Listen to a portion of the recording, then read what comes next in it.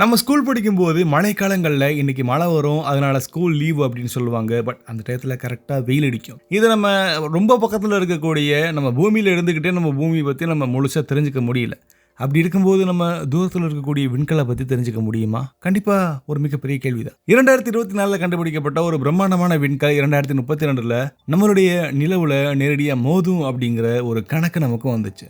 But இப்போ அந்த கணக்கு கொஞ்சம் மாறி இருக்கு. ஸோ 2032 நிலவு மேல மோதக்கூடிய விண்கலுடைய பாதை எந்த அளவுக்கு மாறி இருக்கு, இந்த வீடியோ நீங்க முழுசா தெரிஞ்சுக்க போறீங்க. நான் உங்க லோகபால கார்த்திகேயன்.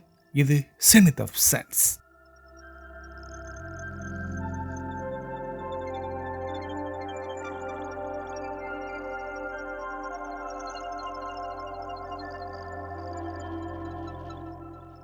ஸ்பேஸில் சுற்றிட்டு இருக்கக்கூடிய ஒவ்வொரு விண்கல்லும் ஒரு சின்ன கல்லா மட்டுமே இருக்கணும் அப்படின்னு நம்ம நினைக்க வேணாம். அது மூவ் ஆகக்கூடிய ஒரு மிகப்பெரிய ஒரு களஞ்சியம் மாதிரி. சூரிய குடும்பம் உருவான காலத்தில் இருந்து மீதம் இருக்கக்கூடிய பொருட்கள் இதில் இருக்கலாம். அதனால தான் ஆஸ்ட்ராய்ட் ட்ராக்கிங் அப்படிங்கிறது இப்போ பிளானட்டரி சயின்ஸில் ரொம்ப முக்கியமான ஒரு பகுதியாகிடுச்சு. 2024 OR4 அப்படின்ற ஒரு ஆஸ்ட்ராய்ட் ஃபர்ஸ்ட் டைம் கண்டுபிடிக்கப்பட்டது 2024 வருஷம். ஸ்கை சர்வே ப்ரோக்ராம்ஸ், குறிப்பாக நம்ம PanSTARRS, Catalina Sky Survey and Minor Planet Center மாதிரியான பல டெலஸ்கோப்புடைய அப்சர்வேஷனில் எடுத்த டேட்டா பேஸை வச்சு நம்ம இந்த ஆப்ஜெக்டை கன்ஃபார்ம் பண்ணியிருக்கு. இந்த ஆஸ்ட்ராய்ட் கண்டுபிடிக்கப்பட்ட உடனே விஞ்ஞானிகள் முதல்ல பார்க்குற விஷயம் அதோடைய ஆர்பிட், அதோடைய சுற்றுவட்டம். ஒரு ஆஸ்ட்ராய்டு எந்த பாதையில் சூரியனை சுற்றுது, அதோடைய எக்ஸென்ட்ரிசிட்டி என்ன, இன்க்ளனேஷன் என்ன, ஆர்பிட்டல் பீரியட் எவ்வளோ, இந்த எல்லாத்தையுமே கணக்கு பண்ணுறதுக்கு விஞ்ஞானிகள் ஆர்பிட்டல் மெக்கானிக்ஸ் ஈக்குவேஷன்ஸை யூஸ் பண்ணுவாங்க. நம்ம ஆரம்ப காலத்தில் அதை அப்சர்வ் பண்ணும்போது சில நாட்களோ அல்லது சில வாரங்களுக்கோ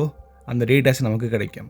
ஆனால் அந்த டேட்டா ரொம்ப ரொம்ப கம்மியாக இருக்கும். அதனால் ஆரம்பத்தில் அதோடைய சொல்யூஷன் நம்ம சொல்கிறத விட ரொம்ப தப்பாக இருக்கலாம். 2024 OR4க்கு இந்த நிலை தான் ஏற்பட்டிருக்கு. ஆரம்பத்தில் இதோடைய ஆர்பிட்டல் கால்குலேஷனை வச்சு 2032 இது பூமிக்கும் நிலவுக்கும் இடைப்பட்ட பாதையில் பயணம் பண்ணும் அப்படின்னு சொல்லப்பட்டுச்சு. ஆனால் சில டேட்டாஸ் இது நேரடியாக நிலவில் மோதலாம் அப்படிங்கிற ஒரு பயத்தையும் ஏற்படுத்துச்சு. அதாவது இது நியர் எர்த் ஆப்ஜெக்ட் கேட்டகரியில் ஒரு முக்கியமான ஒரு ஆஸ்ட்ராய்டாக இருக்குது. நியர் எர்த் ஆப்ஜெக்ட் அப்படிங்கிறது NEO. இது பூமியுடைய ஆர்பிட்டுக்கு பக்கத்தில் வரக்கூடிய ஆஸ்ட்ராய்ட் அண்ட் காமெட்ஸாக நம்ம குறிக்கும். இந்த ஆப்ஜெக்டை பார்க்கறதுக்கு நமக்கு பல ஸ்பேஸ் ஏஜென்சிஸ் இருக்காங்க. குறிப்பாக நாசாவோட பிளானட்டரி டிஃபென்ஸ் கோஆர்டினேஷன் ஆஃபீஸ், இன்னொன்று யூரோப்பியன் ஸ்பேஸ் ஏஜென்சியோட Near Earth Object Coordination Centre. இந்த அமைப்புகள் இதில் முக்கியமான ஒரு பங்கு வகிக்குது. ஒரு ஆஸ்ட்ராய்டுடைய பாதையை கணக்கு பண்ணும்போது விஞ்ஞானிகள் ரெண்டு முக்கியமான விஷயங்களை பார்ப்பாங்க. ஒன்று கிராவிடேஷனல் இன்ஃப்ளூயன்ஸ், இன்னொன்று நான் gravitational effect. Solar radiation pressure, thermal emission effects, இதெல்லாம் ஒரு சின்ன அளவில் அதோடைய பாதையை மாற்றலாம். இந்த எஃபெக்ட்ஸில் ரொம்ப ரொம்ப முக்கியமானது யார்கோவ்ஸ்கை எஃபெக்ட்ஸ். சூரியனுடைய வெப்பம் ஆஸ்ட்ராய்டுடைய சர்ஃபேஸ் படும்போது அது கொஞ்சம் சூடாகும். இந்த வெப்பம் ரேடியேஷனாக வெளியேறும்போது ஆஸ்ட்ராய்டு ஒரு சின்ன த்ரஸ்ட்டுக்குள்ளாகும். பல வருடங்கள் இதோடைய ஆர்பிட்டை மாற்றக்கூடலாம். 2024 OR4 ஆர்பிட்டை கணக்கு பண்ணும்போது இது எல்லா ஃபேக்டரையுமே சேர்த்து நியூமெரிக்கல் சிமுலேஷன் ஒன்று நடக்கப்பட்டிருக்கு. கம்ப்யூட்டர் மாடல்ஸ் ஆயிரக்கணக்கான பாசிபிள் ஆர்பிட்ஸை அந்த வழிகளை சிமுலேட் பண்ணி பார்த்துச்சு. இந்த ப்ராசஸை மாண்ட் கார்லோ ஆர்பிட்டல் சிமுலேஷன் சொல்லுவாங்க. இந்த சிமுலேஷன் மூலியமா ஆஸ்ட்ராய்டுடைய வருங்கால பாதைகளை நம்மளால ப்ரெடிக்ட் பண்ண முடியும். ஆரம்ப சிமுலேஷன்ல சில சினாரியோஸ் ஆஸ்ட்ராய்டுடைய பாதை நிலவுடைய ஆர்பிட்டுக்கு பக்கத்தில் வரும் அப்படின்னு சொல்லுச்சு. இது அந்த சந்திரனுடைய கிராவிடேஷனல் இன்டராக்ஷனால ஏற்படலாம், அதுக்கான பாசிபிலிட்டிஸ் இருந்திருக்கு. இதுதான் சில செய்திகள் நிலவுல நேரடியாக மோதுறதுக்கான வாய்ப்பு அப்படிங்கிறது கூறப்பட்டிருக்கு. ஆனால் சயின்ஸில் ஆரம்பத்தில் நம்ம பார்க்குற கணிப்பு ஃபைனல் ரிசல்ட் நம்ம எடுத்துக்கவே கூடாது. தொடர்ந்து அப்சர்வேஷன் செய்யும்போது அதோடைய துல்லியத்தன்மை இன்னும் அதிகமாக இருக்கலாம். அதுக்காக உலகம் முழுக்க இருக்கக்கூடிய டெலஸ்கோப் இந்த ஆஸ்ட்ராய்டை தொடர்ந்து அப்சர்வ் பண்ணிகிட்டே இருந்திருக்கு. ஆப்டிக்கல் டெலஸ்கோப் மட்டும் இல்லாமல் ரேடார் அப்சர்வேட்டரிஸ் இது ரொம்ப டீட்டெயிலாக பார்த்துருக்கு. ரேடார் அப்சர்வேஷன் மூலியமா துல்லியமான டிஸ்டன்ஸ் அண்ட் அதோடைய வெலாசிட்டியை நம்மளால மெஷர் பண்ண முடியும். இந்த டேட்டா சேர்க்கப்பட்ட பின்னாடி ஆர்பிட் சொல்யூஷன் ரொம்ப ரொம்ப அக்யூரேட் ஆயிடுது. நாசாவோட ஜெட் ப்ரொபல்ஷன் லெபார்டரின்னு சொல்லக்கூடிய JPL அதோடைய ஆர்பிட்டல் டேட்டா பேஸை இந்த ஆஸ்ட்ராய்டுடைய ட்ராஜெக்டரி, அதோடைய பாதை, புதிய பாதைக்கு கொண்டுட்டு போச்சு. JPL central impact monitoring system பூமியுடைய சுற்றுவட்ட பாதைகளுக்கோ அல்லது பூமி மேலேயோ விழுகிறதுக்கான ப்ராபபிலிட்டியை இது ரொம்ப பார்த்துக்கிட்டே இருந்திருக்கு. இது மாதிரியான ப்ராபபிலிட்டி தான் நம்ம நிலவு மேலே இந்த கல் விழுகலாம் அப்படிங்கிறது. புதுசாக கிடைச்ச டேட்டா சேர்க்கப்பட்ட பின்னாடி சயின்டிஸ்ட்க்கு ஒரு முக்கியமான ஒரு முடிவு ஒன்று கிடைச்சிருக்கு. 2032 அதாவது 2032 வருஷம் இந்த விண்கல் பூமிக்கும் நிலவுக்கும் நடுவில் வரலாம். ஆனா அதோடைய வழி நிலவுடைய சுற்றுவட்ட பாதைகளுக்கு போகவே போகாது.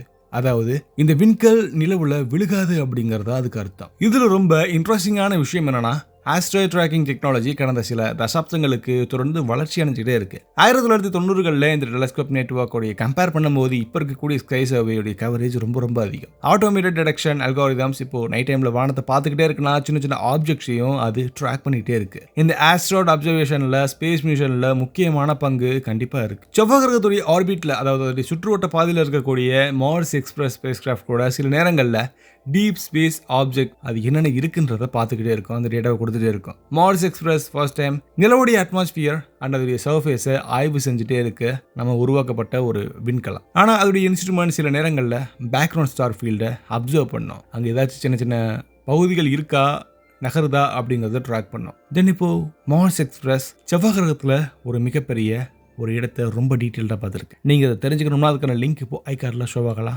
மறக்காம நீங்கள் கிளிக் பண்ணி பாருங்க. மார்ஸ் எக்ஸ்பிரஸ் மாதிரியான ஸ்பேஸ் கிராஃப்ட்ஸ் எழுத்துடைய ஆர்பிட்டில் இல்லாத பல பாயிண்ட் ஆஃப் வியூல இருந்து படங்களே எடுக்கும். இந்த டேட்டா ரொம்ப முக்கியமானது. பூமியில இருந்து பார்க்கும்போது ஆஸ்ட்ராய்டுடைய பொசிஷன் ஒரு ஆங்கிளில் வேற மாதிரி தெரியும். மார்ஸ் ஆர்பிட்ல இருந்து, அதாவது செவ்வாய் சுற்றுப்பாதையில் இருந்து நம்ம பார்க்கும்போது அந்த ஆப்ஜெக்ட் வேற மாதிரி தெரியும். இந்த பேரலாக்ஸ் எஃபெக்ட் ஆர்பிட் கால்குலேஷனுக்கு ரொம்ப முக்கியமான ஒன்று. ஆஸ்ட்ராய்ட் ட்ராக்கிங்ல ரொம்ப முக்கியமானது இந்த வெவ்வேறு ஆங்கிள் பார்க்கறது தான். ஒரு ஆஸ்ட்ராய்ட் பூமியில இருந்தோ அல்லது நிலவுல இருந்தோ வரும்போது சில 1000 கிலோமீட்டர்ல அதோடைய டிஃபரன்ஸ், அதோடைய இம்பாக்ட் ப்ராபபிலிட்டியை கண்டிப்பாக மாற்றலாம். 2024 OER4 கேஸில் சயின்டிஸ்ட் ஆர்பிட் ப்ரொபகேஷன் மாடல்ஸை பல வருடங்களா ஃபார்வர்ட் சிமுலேஷன் பண்ணி பார்த்தாங்க. அதன் மூலியமா சூரியனுடைய கிராவிடேஷனல் இன்ஃப்ளூயன்ஸ், பூமியுடைய இன்ஃப்ளூயன்ஸ், சந்திரனுடைய இன்ஃப்ளூயன்ஸ், செவ்வாய் கிரகத்துடைய இன்ஃப்ளூயன்ஸ், தென் ஜூபிட்டர் மாதிரியான பெரிய கிரகங்களுடைய இன்ஃப்ளூயன்ஸ்லாம் சேர்த்து கணக்கு பண்ணப்படும். குறிப்பா ஜூபிட்டருடைய கிராவிடேஷனல் எஃபெக்ட் இந்த ஆஸ்ட்ராய்டுடைய ஆர்பிட்டை நீண்ட காலத்துக்கு மாற்றக்கூடியது.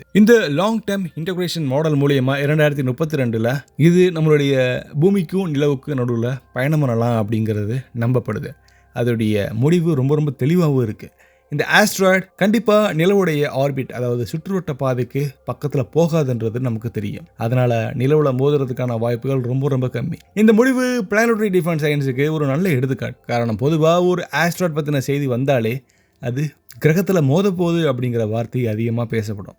ஆனால் சயின்டிஃபிக் ப்ராசஸ் ரொம்ப சைலண்ட்டாக, ரொம்ப துல்லியமாக, அமைதியாக நகரம். அப்சர்வேஷன், மெஷர்மெண்ட்ஸ், மாடலிங், வெரிஃபிகேஷன், இந்த எல்லா படிகளுக்கும் சேர்த்து தான் ஃபைனல் கன்க்ளூஷனே நமக்கு கிடைக்கும். பிளானட்டரி டிஃபென்ஸ் கம்யூனிட்டி உலகம் முழுவதும் சேர்ந்து இந்த வேலையை ரொம்ப சிறப்பாக பண்ணுறாங்க. NASA, European space agency, minor Planet centre, international astronomical union observatories, இந்த நெட்வொர்க் ஆஸ்ட்ராய்ட் கேட்டலாக தொடர்ந்து அப்டேட் பண்ணிகிட்டே இருக்குது.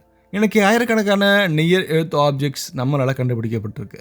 இந்த கேட்டலாகில் இருக்கக்கூடிய ஒவ்வொரு ஆப்ஜெக்டும் orbit simulation, uncertainty parameter, future close approach list எல்லாத்துக்கும் முதல் காரணமாக இருக்குது. இந்த டேட்டாபேஸ் ஓப்பன் சயின்டிஃபிக் சோர்ஸாக இருக்குது. அதனால் உலகம் முழுவதும் பல விஞ்ஞானிகள் இதை கன்ஃபார்ம் பண்ணிக்க முடியும். 2024 OER4 ஆஸ்ட்ராய்ட் பற்றி நடந்த இந்த ஆய்வு இன்னொரு விஷயத்தையும் நமக்கு ரிமைண்ட் பண்ணுது. இந்த ஸ்பேஸ் ரொம்ப பெருசு. பூமிக்கும் நிலவுக்கும் நடுவில் இருக்கக்கூடிய இந்த தூரத்தில் மட்டும்தான் இது நடக்கும் அப்படிங்கிறது கிடையாது. இது ஒரு சின்ன பகுதி மட்டும் இல்லை. ஆயிரக்கணக்கான ஆஸ்ட்ராய்ட்ஸ் இந்த பகுதியில் சுற்றிக்கிட்டே இருக்கு. ஆனால் அதோடைய பாதைகள் கணக்கிட மனித அறிவியல் இன்னும் முன்னேறணும். High precision technologies, automated sky surveys, orbital mechanics softwares and space missions கொடுக்கக்கூடிய டேட்டாஸ், இந்த எல்லாமே சேர்த்து மனிதர்கள் விண்வெளியில் நகரக்கூடிய சின்ன கல்லையுமே கண்காணிக்க முடியுது. இந்த விண்கல் கண்டிப்பாக நிலவை தாக்காது அப்படிங்கிற முடிவு ஒரு நல்ல செய்தியாக இருக்கும். ஆனால் சயின்ஸில் இது ஒரு மிகப்பெரிய எக்ஸாம்பிள். அப்சர்வேஷன் டேட்டா எப்படி அதோடைய துல்லியத்தன்மையை குறைக்குது.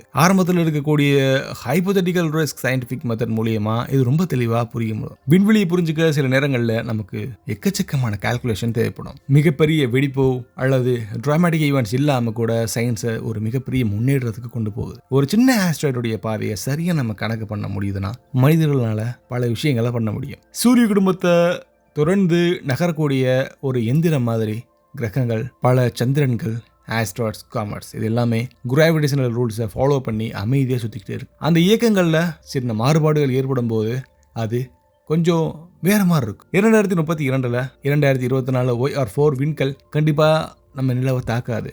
அது அமைதியாக அதோடைய பாதையில் போயிட்டு இருக்கும். சூரியனை சுற்றிட்டே இருக்கு. ஆனால் அந்த பயணம் மனிதர்களுக்கு ஒரு முக்கியமான ஒரு ரிமைண்டர் மாதிரி. ஸ்பேஸ் ரொம்ப பெருசு, ஆனால் அதை புரிஞ்சுக்க மனித அறிவியல்னால மட்டும்தான் முடியும்னு மனிதனுக்கு அந்த அபிலிட்டி இருக்கு. இந்த மாதிரி பல முக்கியமான விஷயங்கள் ஸ்பேஸ் ரிலேட்டடான நியூஸ் உங்களுக்கு தொடர்ந்து வரணும்னா மறக்காம நீங்க சப்ஸ்கிரைப் பண்ணிட்டு பெல் ஐக்கானை கிளிக் பண்ணுங்க. இன்னொரு இன்ட்ரெஸ்டிங்கான பதிவுல நம்ம கண்டிப்பா சேர்ந்து பயணிக்கலாம். பாய்.